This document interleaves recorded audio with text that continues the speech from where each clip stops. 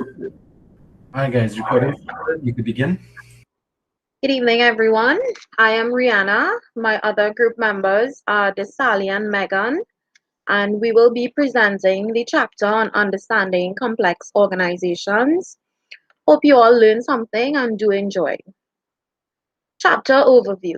We expand the scope of the environment and discuss leadership in an organizational context. We focus on 5 aspects of the relational leadership model. These models are purpose, inclusivity, empowerment, ethics, and process. And these become more evident as we go along in the chapter. Next, groups and organizations.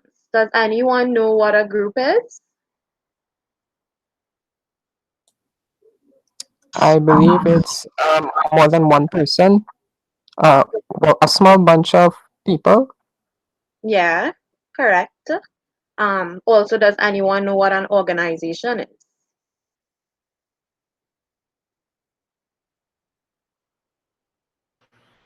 Looking Anyone? at it, I would say it would be a larger number of persons in a more organized um, area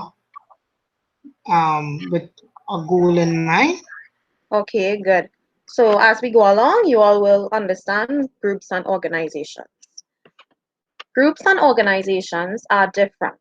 One way to get a sense of the difference, it can be shown by answering the who, what, when, where, and why questions.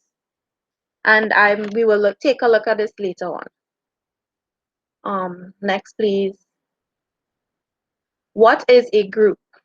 A group is basically an assemblage of people. It can be understood as a collection of individuals, 3 or more persons who come together so as to achieve the objectives of an organization. So Mario, you are right. Um, Example of a group. Sally, Megan, and myself, we came together as a group to do this presentation with a goal and an objective in mind, and that was to present this presentation in a way that you guys will learn and understand something. Next. What is an organization? Organizations are large collections of groups of people that interact in a continuous manner within a complex structure to accomplish a specific purpose. They may have many participants. So, for example, a finance department. They have receivables, payables, foreign payables. We have the accountant. Everyone has documents and reports to prepare, and these reports and documents are used by the accountants to determine if the business has made a profit or a loss. So as you can see, it's an organization where there is a goal and an objective. And in this case, with the finance department, it's to prepare financial statements to determine whether it's a profit or a loss the company is making. Organizations are complex in their structure. Um, Next slide, please. So, as said earlier on, to differentiate between groups and organizations, we answer the question who, what, when, where, how, and why. So, who? With groups, we have small to medium and it's 3+ participants. With organizations, it is large, 20+ participants. What? For groups, it's a collection of individuals, and for organizations, it's a collection of groups. When? It's continuous interactions, and with organization, it's the same thing. Where? Close proximity for groups, and for organizations, proximity is unimportant and it ranges from close to far away. How? For groups, groups are simple structures and organizations are complex structures. Why? Groups and organization, they both have the same purpose, and that purpose would be your goals and objectives. Next slide, please.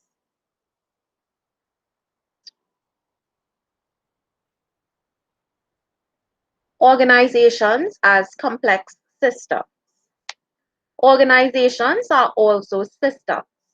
A system is determined as an environment in which each interaction between members produces outcomes that affect each individual and subsequent interactions and outcomes. Organizations are tremendously challenging places in which to participate and lead. Complex organizations can also be looked at in this way. Where there are more people and more groups, interaction will happen frequently, and everyone has different views and opinions. Also, what everyone does, it affects each other. In the Out of Control, Kevin Kelly, 1994, he introduces the 9 laws of God, which he describes as the organizing principles in systems as diverse as biological, evolution, and SimCity. These laws apply to organizational life, so let's take a look at it.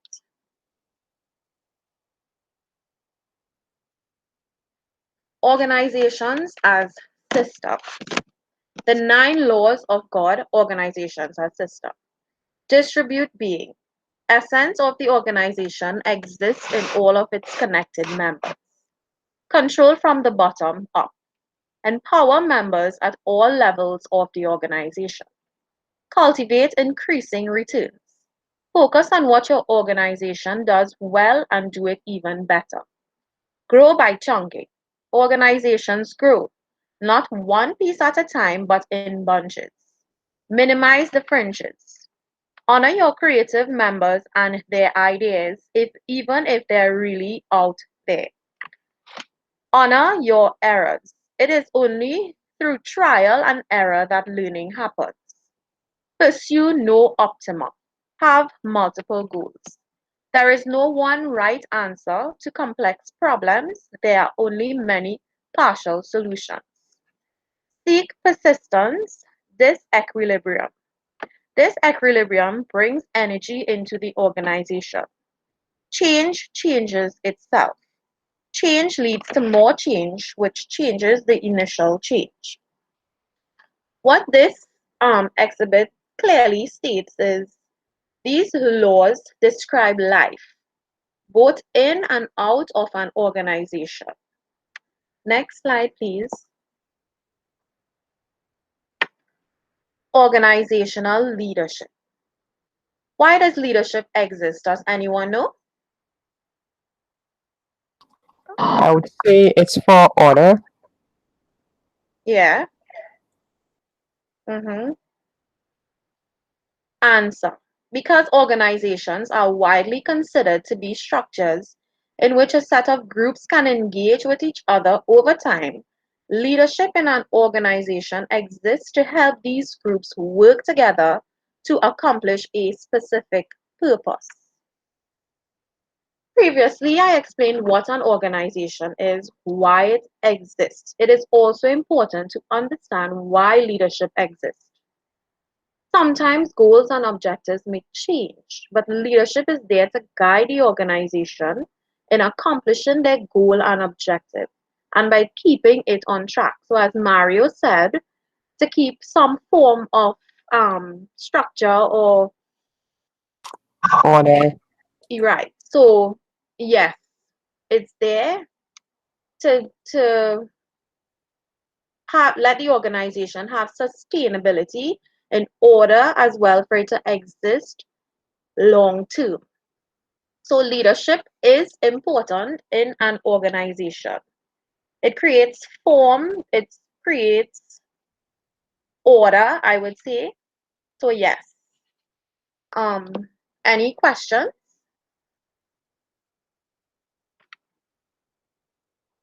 Before I turn you all over to the Sally, any questions on leadership, on an organization or a group?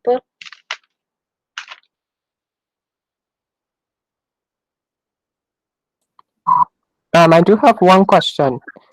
This is just a curiosity question, but what happens if an organization or group functions without a leader? I believe that it will have chaos because when there is a few groups or a lot of persons, remember everyone will have different opinions, different ways in which they will deal with things. So I believe it would not have any order and the goal or objective would not be met.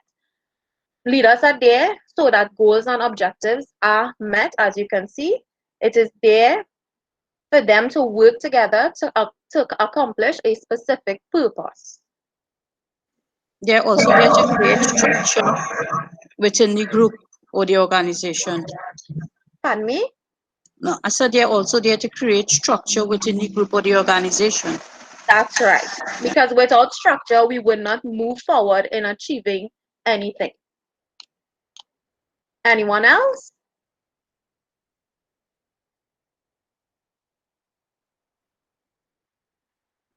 Okay, so I'm handing you all over to the Sally, and you all enjoy the rest of your evening as I will have to leave as well, right? The Sally. Pleasant good day, everyone.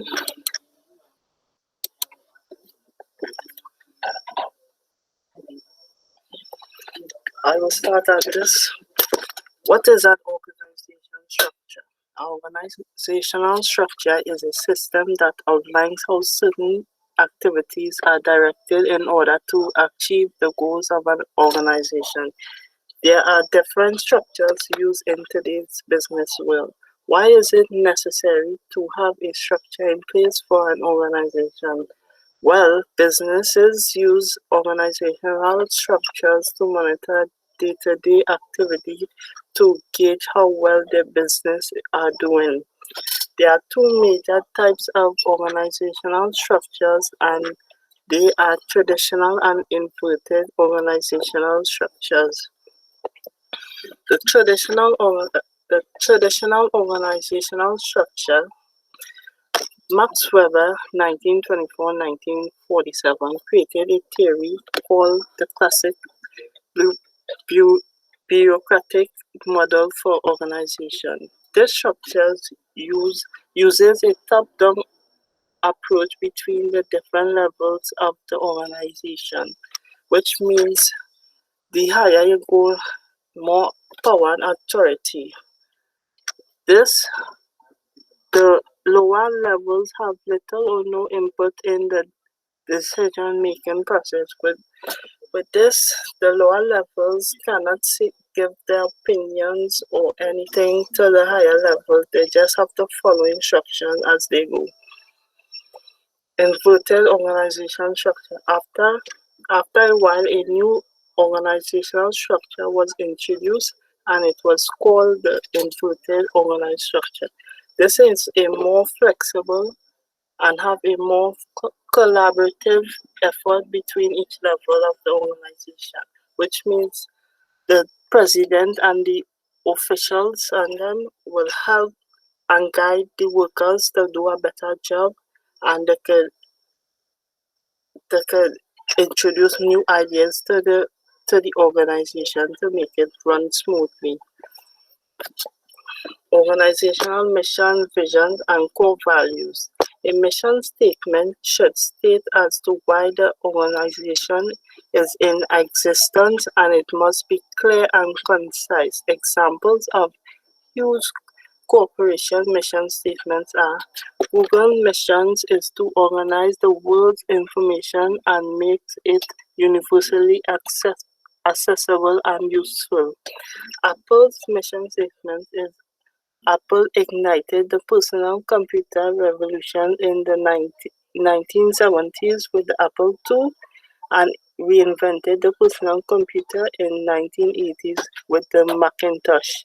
Apple is committed to bringing the best personal computing experience to students, educators, creative professionals, and consumers around the world through its innovative hardware, software, and internet offering. So with this thing, or you find these two huge companies achieving the mission.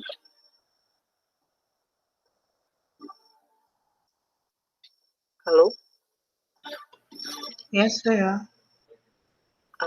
So, do you think these two, Google and Apple, achieve anything, or they still have far ways to go? Well, now the world is a global village because of the internet, so it means that they have achieved something, and with life, anything is possible. So they may have somewhere else to reach at some point in time and aim for the stars. Okay.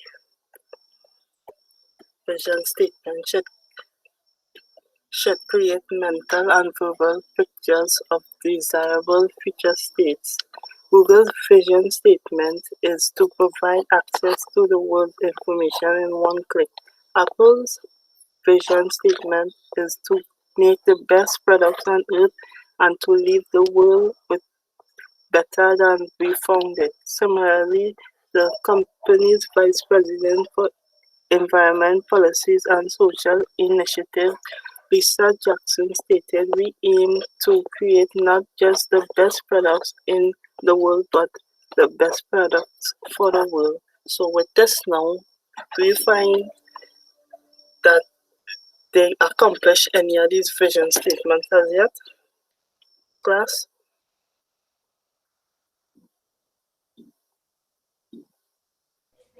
I think Google have accomplished the statement. I think I'm not 100% sure about Apple because they attempting to cut down on the cost of producing certain things. But in the long run, I think it may or may not be harmful to the environment. So I'm not 100% Okay. sure about Apple. Core values. The core values of an organization are the fundamental beliefs. These are the 10 core values from Google. Focus on the user and all else will follow. It's best to do one thing really, really well. Fast is better than slow. Democracy on the web works. You don't need to be at your desk to need an answer. You can make money without doing evil. There's always more information out there. The need for information crosses all borders. You can be serious without a suit.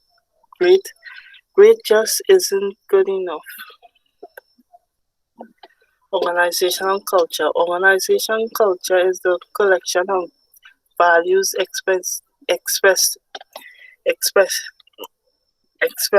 oh my god express oh my, and practices that guide and inform the actions of all them members. The organizational culture consists of the ways the organization conducts its business, treats its employees, customers, and the wider community. The, the extent to which freedom is allowed in decision making, developing new ideas, and personal expression. How power and information flow through its hierarchy. How committed employees are towards collecting objectives. So now we come to end to my portion of thing. I will hand it over to Megan.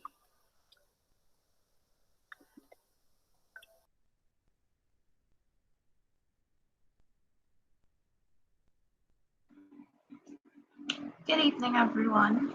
So, firstly, I'll start with organizational networks. So, what's a network? A network is where disparate groups of people and groups link to work together based on common purposes. Now, these groups of people are participants that can be both internal and external, meaning they can be in your organization or outside of your organization. Now, the link between internal and external participants is that they either work together or share a common purpose. Next slide, please.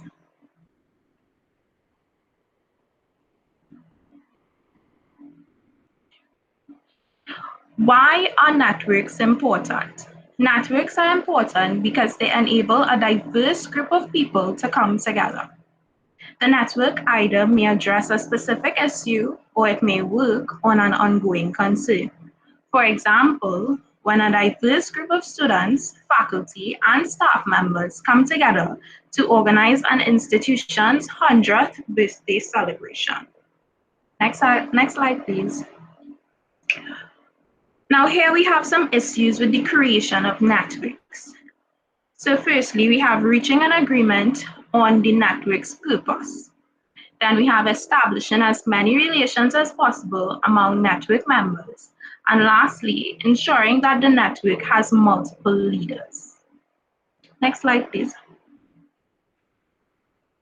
Okay, so now we're going to move on to life cycles of organizations. So the emerging concept described in chapter 2 would suggest that organizations cannot be controlled. It is believed that a critical point in the success of any organization is its ability to adapt to change. Change how? Change in membership, leadership, and/or conditions. Now let's focus on something that was previously said. Next slide, please. A critical point in success of any organization is its ability to adapt to change. This adaptability allows an organization to renew itself and remain vibrant. So how? By focusing their efforts, a small group of skilled and committed individuals may accelerate an organization to greatness. Next slide, please.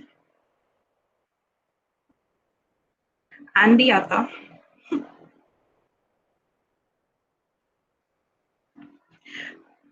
For example, a group of students becomes intrigued by an idea and with the aid of a few other students creates an organization dedicated to a particular cause. This small group's zeal, passion, and commitment very often helps them in achieving powerful results. This success, however, can be intermittent unless the organization makes preparations for what follows next. Precisely who will join the organization and who will be groomed for future leadership positions. One of the most important and often neglected duties of leadership is to recognize, hire, train, and mentor the organization's potential leader. Feeling this obligation to sustain the organization into the future is called generativity. Next slide, please. The concept of lives in an organization were presented by John W. Gardner and Ichak Adiazis. Now, Gardner used terms like infancy and maturity, and he created these terms to differentiate organizations that are in their early stages from those that have evolved or matured. Now, Adiazis used more in-depth terms like courtship, infancy, go-go, adolescence, prime, stable, aristocracy, early bureaucracy, and death to describe a similar change process. According to Gardner, at each stage of an organization, something is gained and something is lost. When an organization is youthful, it is very adaptable and driven. But as the organization ages, its versatility decreases, and they become more orderly and content with slow, steady progress. These stages in the life organization are similar to the stages of group development presented in chapter 7. Next slide, please. Since Adiaz's model focuses on how an entire organization evolves, it is important for student leaders to consider. Take a look at your organization, whether it be where you work or even the school where you study, and ask on a regular basis, what have we accomplished recently? How does what we have accomplished reflect our organization's mission? Trouble for formulating answers? Well then, it's time to re-examine not only what you're doing, but how you're doing it. Be mindful that the aim of meetings and standard operating procedures is to help your organization do tasks as quickly and efficiently as possible. Next slide, please. As a leader, you must recognize and explain important milestones that you assisted your company in achieving, rather than the fact that you attended or ran a large number of meetings. So under life cycles of organizations, we have a subtopic here called multicultural organizational development. So in life cycles of an organization, we said that as an organization ages, its versatility decreases, and we can also say that it loses its vibrancy. Now, this is where multicultural organizational development comes into play. An organization must be willing to remake itself in order to maintain its vibrancy and viability over time. The idea of organizational transformation is one approach, that is, multicultural organizational development. Next slide, please.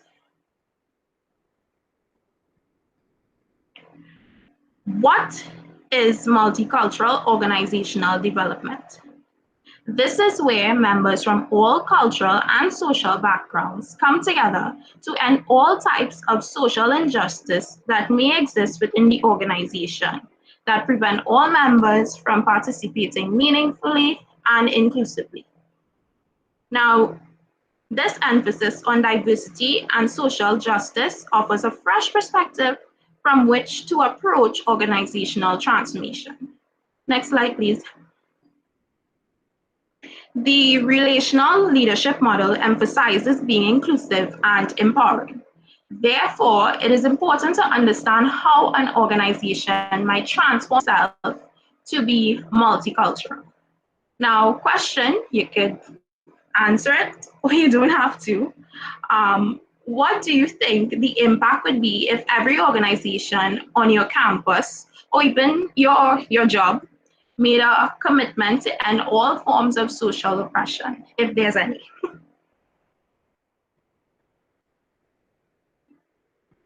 Next slide, please.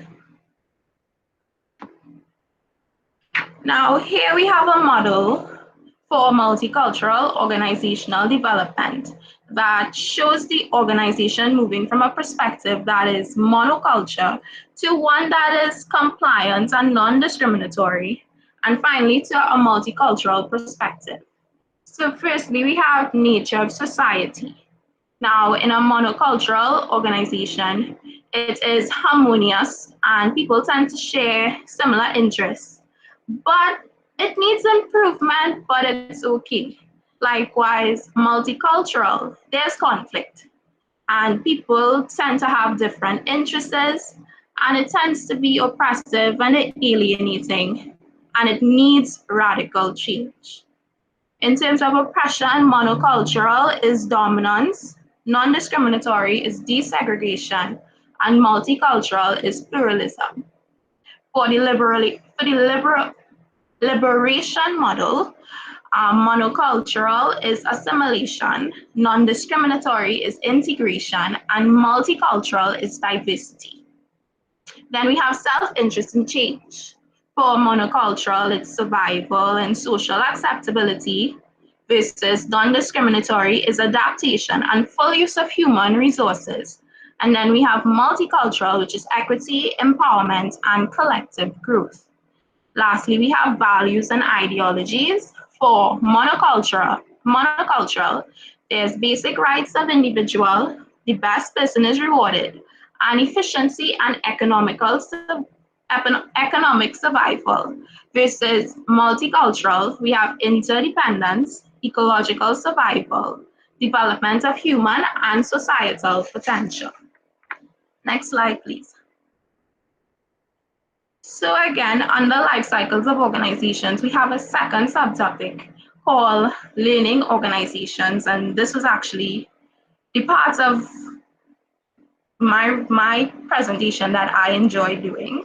So firstly, we have, what does the term learning organizations mean? This term is used to describe organizations that have the capacity to grow, change, and develop in order to adapt to the challenges of their constantly changing environment. So the concept of learning organization has 4 modules: personal mastery, mental models, shared vision, and team learning. Next slide, please. Now, these modules comprise a framework of system thinking, and each is interconnected with each other. So let's go into some depth about the 4 modules. So first we have personal mastery.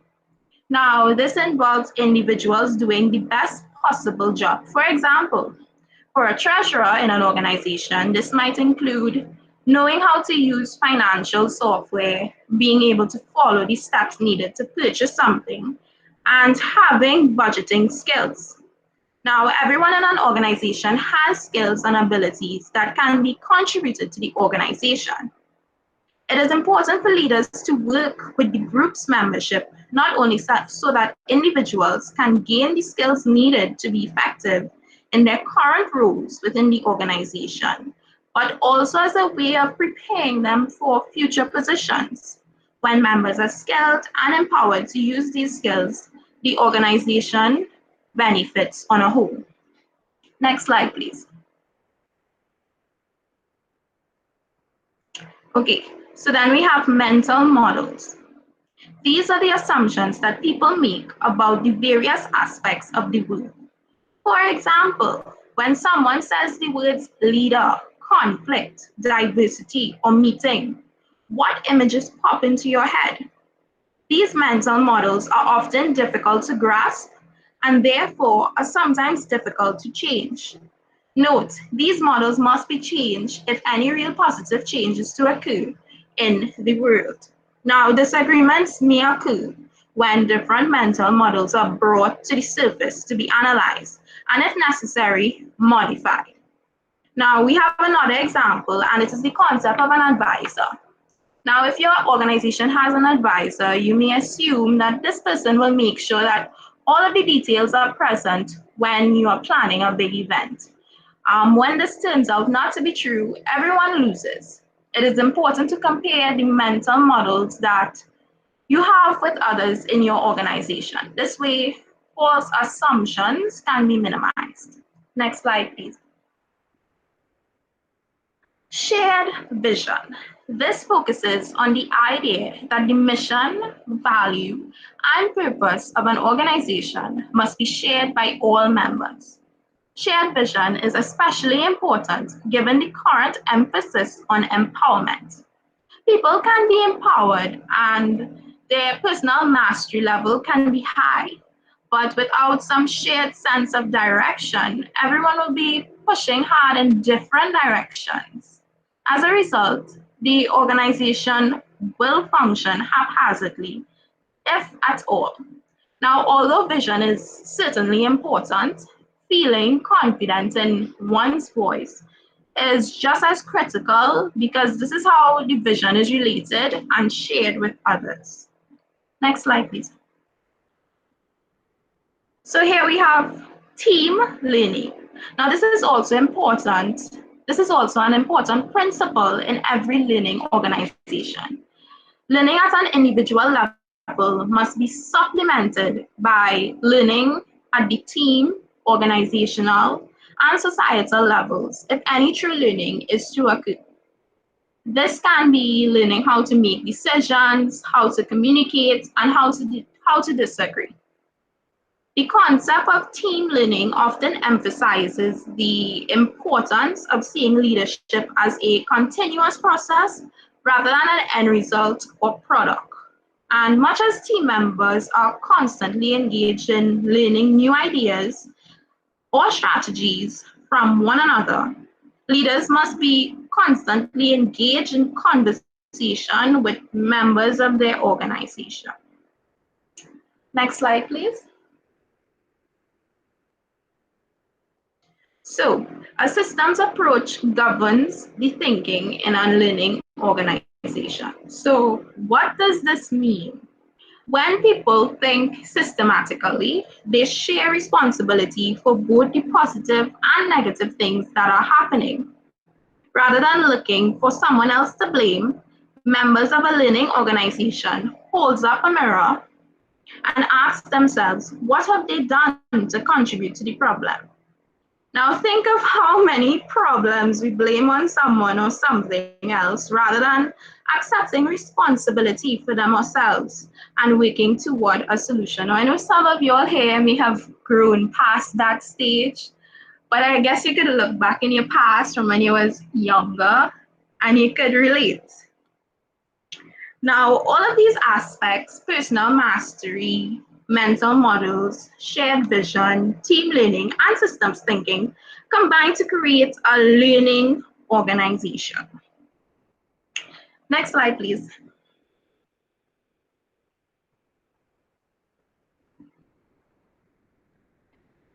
Virtuality and the impact of technology. It is important to understand the critical position of technology and its effect on organizational life. So, what are virtual organizations?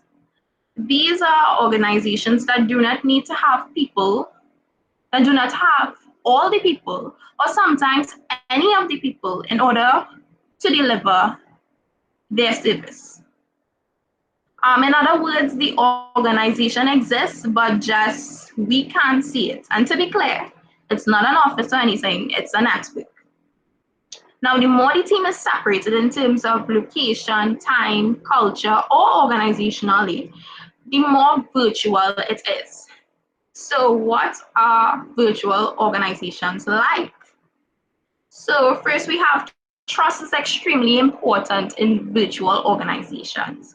And I think we can all agree that trust is something very difficult to develop, far less for when people do not often see each other face to face. And I think we all can relate to this since we're learning over the computer, and especially when we have group projects to do and someone says they'll take on the most important part, you may feel a type of way because you don't 100% trust this person. You may not even know this person or know what they look like.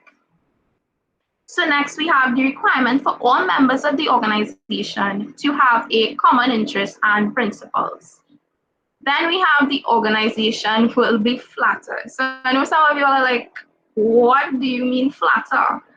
Well, flatter as in the multiple layers of hierarchy no longer exist. And this is why trust is so important in a virtual organization. And lastly, we have the involvement of all members in decision-making processes. Now, whether connected by technology or not, leaders have to build relationships in order to lead effectively. So I guess then we can call a leader within a virtual organization an e-leader, right? Okay. Next slide, please. So here are some e-leader attributes for success. So first we have successful leaders revel in complexity, ambiguity, and uncertainty. Then we have they're incredibly curious and insatiable lifelong learners. Third, we have they are courageous due to deeply held values and unwavering beliefs. And lastly, we have they are able to build and retain talents. Next slide, please. Now, here are some e-team leader rules that lead to e-team effectiveness. First, we have enhancing cohesion. Then we have nurturing trust, promoting sharing of information and ideas, moderating team conflict, facilitating team coordination and integration, and lastly, developing social and human capital. Now, to be honest, we all may have been already involved in examples of virtual organizations on our campus. For example, on your campus, you may find that you communicate more often with the members of your own organization through the use of cell phones, email, text messaging, Yahoo groups, or other technologies rather than in face-to-face meetings. Next slide, please.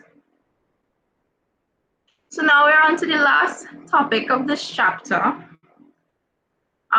New paradigm leadership in conventional paradigm cultures. So at some point in time, we've all read our textbook for this course, some more than others. And one of the most difficult outcomes of reading a book like this is recognizing that you may accept ideals of new era leadership, but are trapped in traditional culture. Now, this can present a dilemma, but you can take actions towards continuing to use this information. And here are some tips. So, firstly, we have share what you know with other leaders, members of your organization, advisors, or anyone who will listen. And by sharing, you learn from the information better, and you may find someone who's interested. Then we have accept personal responsibility for finding ways to use the information rather than saying, well, Kate or Sarah won't let me do that. Then we have maintain a positive outlook and try to find areas in which you can use this information rather than focusing on areas that seems out of bounds. Then we have continue to try new things, even in the smallest ways. Then we have volunteer to do programs or activities with other organizations. And finally, continue to read and explore. Now, that was the last slide, and I would like to thank each and every one of you for listening to not only myself, but Rihanna and Sally as well. Thank you.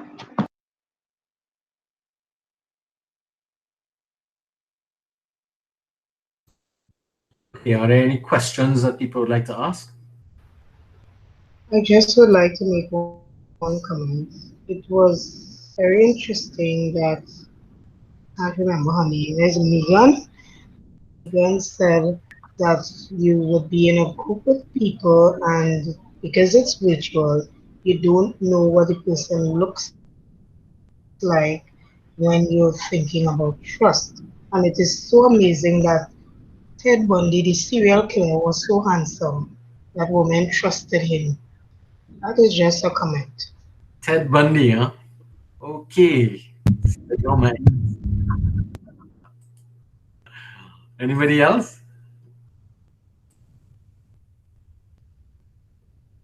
All right, if there are no other comments, I'll shut the recording now.